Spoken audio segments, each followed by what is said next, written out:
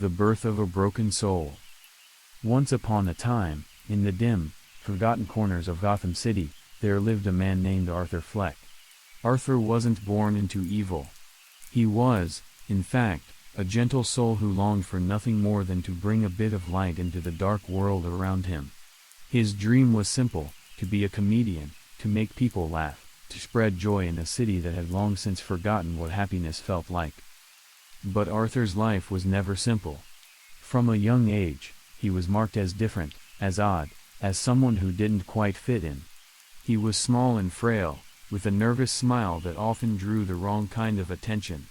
In school, the other children teased him mercilessly. They mocked his strange mannerisms, his awkward laughter, and his wide, hopeful eyes that never seemed to lose their shine, despite everything. His home life offered little solace.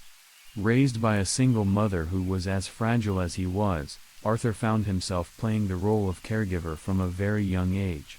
His mother, once a beautiful and vibrant woman, had withered under the weight of her own hardships. She was the only person in the world who saw Arthur as special, often telling him that he was meant to bring laughter to the world. But as he grew older, Arthur began to see the cracks in her stories, the false hope she clung to in order to escape the reality of their bleak existence. Life in Gotham was unforgiving.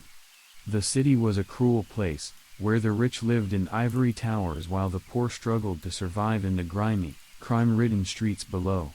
Arthur was no exception. As an adult, he worked as a party clown, a job that only served to deepen the wounds he carried inside. Day after day, he painted on a bright, cheerful face, performing for children who either laughed at him or recoiled in fear. When the makeup came off, Arthur was left alone with his thoughts, with the crushing weight of a life that seemed to be one long, unending joke at his expense. Despite it all, Arthur never lost his dream. He wanted to be a comedian, to stand on a stage and make people laugh, really laugh, not at him, but with him. He spent countless hours practicing jokes in front of a cracked mirror in his small, dingy apartment. But the world wasn't interested in what he had to offer. At every turn, Arthur was met with rejection. Comedy clubs refused to book him, telling him that his material was too dark, too unsettling. The audiences that did see him perform either laughed nervously or sat in uncomfortable silence. As the rejections piled up, so did Arthur's pain. He tried to understand why the world was so cruel, why no one could see the good in him, why his dreams were always just out of reach. He sought help, attending therapy sessions where he was handed medication after medication, each one numbing him a little more, but never quite easing the ache in his heart. The therapist, overworked and underpaid, offered little more than a sympathetic nod, unable to see the storm brewing behind Arthur's sad eyes. The laughter that would later become his trademark was born in these moments of despair. It wasn't the joyous, carefree laughter of someone who found humor in life's absurdities. It was a twisted, broken sound, a laugh that bubbled up from the depths of his soul, carrying with it all the pain, all the frustration, all the sorrow that had been building inside him for years. It was a laugh that he couldn't control, one that often burst out at the most inappropriate times, drawing looks of confusion and fear from those around him. Arthur was trapped in a world that didn't care about him, a world that found amusement only in his misery. He was a man who had been pushed to the margins, ignored, ridiculed, and beaten down until there was nothing left but the hollow echo of his laughter. He had wanted to bring joy to the world, but the world had only brought him pain. And so, Arthur Fleck, the man who had once dreamed of making people laugh, began to disappear. In his place, something darker, something more sinister began to take shape. The Joker was not born in a single moment, but rather, he was the result of years of neglect, of a lifetime of pain that had festered and grown until it could no longer be contained. But for now, Arthur was still there, clinging to the last shreds of his humanity, hoping against hope that somehow, things would get better, that someone would finally see him, finally hear him, and offer him the kindness he had always longed for. But deep down, he knew the truth: the world was not kind, and his dreams were nothing more than cruel jokes played on a man who had already lost everything. The seeds of madness had been planted, and it was only a matter of time before they would take root and consume him entirely.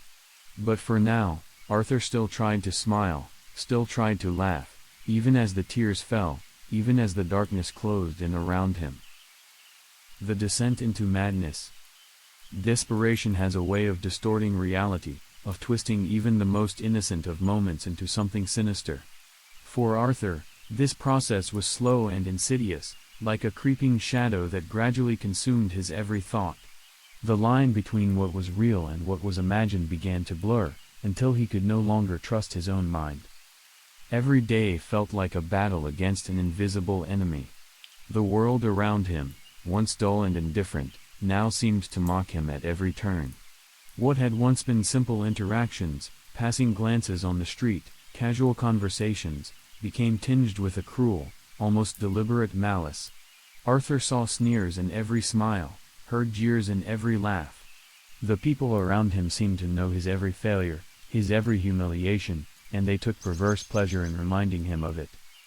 He tried to fight it, to hold on to whatever scraps of sanity he could find. He took his medication, went to his therapy sessions, and repeated the same tired mantras to himself, over and over. It's not real. They're not laughing at you. You can still make them laugh with you. But the darkness was relentless.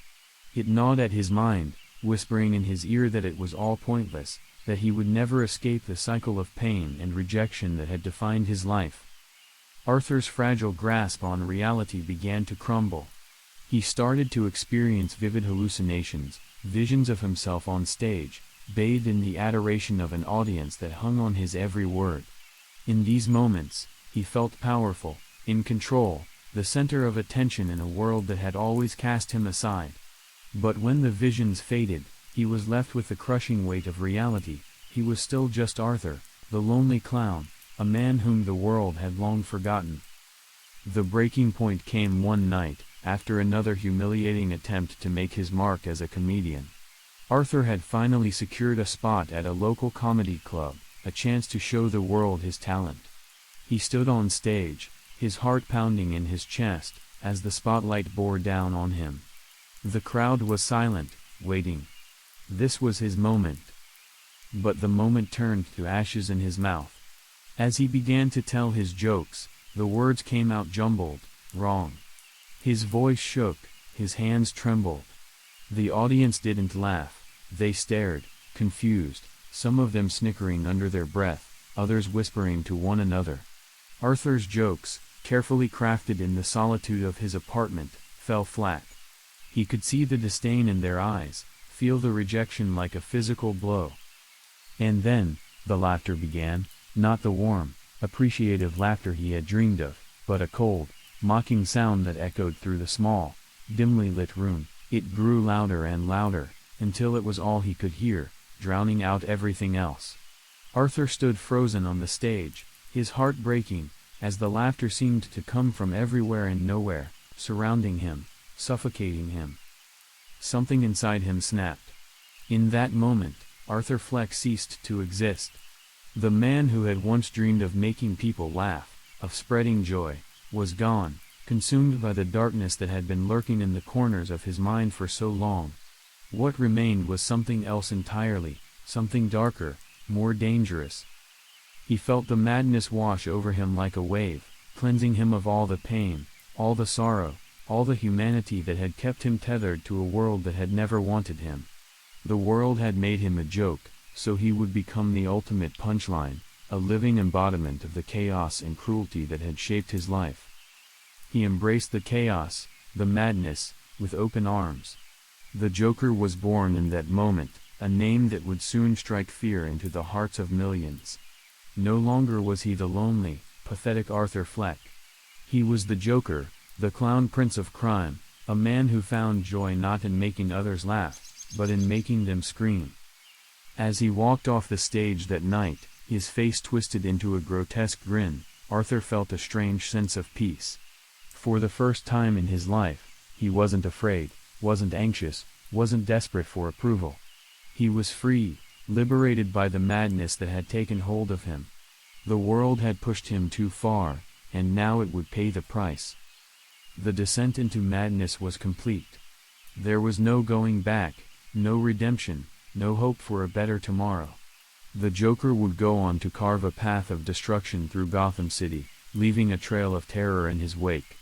But in his mind, it was all just a game, a dark, twisted joke that only he could truly appreciate. And so, with a maniacal laugh that echoed through the empty streets, the Joker stepped into the night, ready to unleash his own brand of madness on a world that had already lost its mind. The Horrors Unleashed. The Joker's reign of terror began with a smile so wide and twisted it could only belong to a man who had nothing left to lose. That smile, painted in crimson and stark white, became the harbinger of chaos, the symbol of the pain he had endured and the suffering he was determined to inflict on a world that had long since abandoned him. Gotham City had seen its fair share of criminals, but none like the Joker. He was not interested in money, power, or even revenge in the traditional sense. His was a crusade against sanity itself, a war on the very idea that life could be orderly, predictable, or fair. He found joy in destruction, in proving to the world that everyone, deep down, was just as twisted and broken as he was. The Joker's acts of terror were not just random acts of violence, they were carefully orchestrated performances, each one a grotesque joke with Gotham as his unwilling audience. He turned the city into a stage, its streets into his playground, and its people into his puppets. The once fearful laughter that haunted his mind now echoed throughout Gotham, as its citizens found themselves caught in the crosshairs of his deadly games. Banks exploded into clouds of green gas that sent people into fits of uncontrollable laughter, their joy quickly turning to horror as the gas tore through their lungs. Hospitals were rigged with bombs, forcing desperate parents to choose which of their children to save. And all the while, the Joker's laughter rang out, a sound so chilling and insane that it seemed to come from every shadow, every dark corner of the city. But beneath the carnage, beneath the horror he unleashed, there was still a part of the Joker that remembered the man he once was. Though buried deep beneath layers of madness, that part of him still ached, still mourned the loss of the life he had once dreamed of. In the dead of night, when the chaos he had sown quieted and the city slept, the Joker would often find himself alone, the mask slipping away to reveal the ghost of Arthur Fleck. It was in these moments, in the silence that followed his most brutal acts, that the pain returned, the pain that had driven him to madness in the first place. The laughter that had once been a release now felt like a chain, binding him to the memories of a life that could never be reclaimed. The image of a stage, of a microphone in hand, of an audience waiting to be delighted by his humor, would flicker through his mind like a cruel mirage. The Joker would sit alone, in the dark, surrounded by the wreckage of his latest joke, and feel the weight of his shattered dreams pressing down on him. The man who had once wanted to make the world laugh had become the reason it cried, and the irony of it was not lost on him. But even as the sorrow welled up inside him, threatening to pull him back into the depths of despair, the madness would reassert itself, pushing the pain back down, replacing it with the familiar, twisted glee. He was the Joker now, no longer Arthur, no longer the man who had dreamed of being loved, of being seen. The world had shaped him into a monster, and he had embraced that role with every fiber of his being. Yet, despite the carnage, despite the terror he unleashed, the ghost of Arthur Fleck never fully disappeared. It lingered in the background, a constant reminder of the life he had lost, the innocence that had been stolen from him. In the end, the Joker's greatest horror was not the destruction he caused, but the realization that he was trapped in a never-ending cycle of pain and madness. He could never escape the broken man he once was, nor could he ever truly become the monster the world believed him to be. He was caught between two worlds, one of sorrow and one of chaos, and neither could bring him peace. And so, the Joker continued his reign of terror, a whirlwind of madness and despair, forever laughing, forever crying, forever haunted by the ghosts of a past that refused to let him go. He was the clown prince of crime, but behind the painted smile, behind the maniacal laughter, there remained a broken soul, desperately searching for something it would never find. The endless cycle. The Joker's story is not one of redemption, nor is it one of triumph. There is no light at the end of his tunnel, no epiphany that leads to salvation. His tale is one of endless sorrow, a tragedy that spirals deeper into darkness with no hope of escape. For Arthur Fleck, the man who once dreamed of bringing joy to others, the world became a place of torment, a relentless storm that battered him until all that remained was a hollow shell filled with nothing but laughter and madness. Arthur's descent into the Joker was not a choice, but a consequence of a world that turned its back on him, that refused to see his pain, to hear his cries for help. He was a victim long before he became a villain, a man broken by a society that found it easier to mock and dismiss him than to offer a hand in kindness. The blows that life dealt him were not just physical, but emotional, cutting deep into his soul and leaving scars that would never heal. The Joker is a monster, yes, but he is also a reflection, a mirror held up to the world that created him. Every act of violence, every twisted joke, every moment of chaos he unleashes is a reminder of the pain that shaped him, of the despair that drove him to madness. He is what happens when a gentle soul is pushed too far, when the light of hope is snuffed out and replaced by the darkness of despair. Yet, for all his horrors, the Joker is also a victim of his own mind, of a society that failed him, of a life that offered nothing but suffering. He didn't become the Joker out of a desire for power or fame, but because he had nothing left to lose. The laughter that now defines him is not born of joy, but of anguish, a desperate attempt to drown out the screams that echo in his mind. And so, he continues to laugh, not because he finds joy in the chaos, but because it is all he has left. The laughter is his only defense against the unbearable pain that lies just beneath the surface, the only way to keep the memories of Arthur Fleck at bay. For the Joker, laughter is a weapon, a shield, a mask that hides the broken man within. But the mask can never fully conceal the truth. Beneath every smile, every twisted grin, there is a story of unimaginable pain, a story that the world prefers to ignore.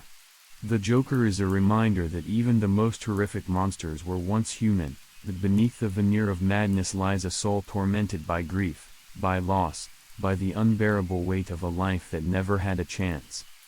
He is the darkness that lurks in the corners of the mind, the sadness that can turn even the gentlest soul into a creature of horror. The Joker's story is not unique, it is a cautionary tale, a warning of what can happen when a person is pushed too far, when the world refuses to see the pain that lies beneath the surface. And so, the cycle continues, endless, unbroken. The Joker will keep laughing, keep spreading his chaos, because that is all he knows, all he has left.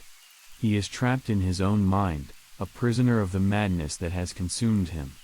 There is no escape, no redemption, no peace. Only the endless cycle of laughter and pain, a cycle that will continue until the day he draws his last breath. The Joker's story is one of tragedy, of a man who was consumed by his own demons, who became the very thing he feared most. But it is also a story of warning, a reminder that the line between sanity and madness is thin, that the difference between a man and a monster is often just a matter of how much pain one can endure. And in the end, it is a story that asks us to look closer, to see the pain that lies behind the mask, to understand that even the darkest souls were once filled with light.